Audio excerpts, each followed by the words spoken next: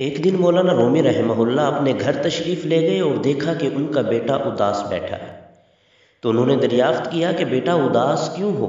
تو بیٹے نے جواب دیا کہ کچھ نہیں۔ اس پر مولانا رحمہ اللہ باہر گئے اور ایک بھیڑیے کی کھال اوڑھ کر آئے اور ڈرانے کے لیے گھرانے لگ گئے۔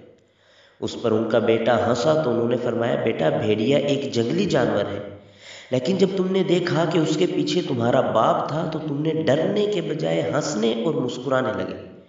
اسی طرح یہ جان لو تمام آزمائشوں اور سختیوں کے پیچھے تمہارا رب ہے، جو تمہیں 70 ماؤں سے زیادہ پیار کرتا ہے۔ وہ تمہیں کسی مشکل سے گزارنا چاہتا ہے تو اس کی حکمت کو تم نہیں سمجھ سکتے، لیکن وہ بہتر جانتا ہے۔ وہ تمہیں کچھ سکھانا چاہتا ہے، مضبوط بنانا چاہتا ہے آنے والے وقت کے لیے، اس سے زیادہ سخت آزمائشوں کے لیے، اور جان لو وہ اسی کو آزماتا ہے جس سے وہ محبت کرتا ہے۔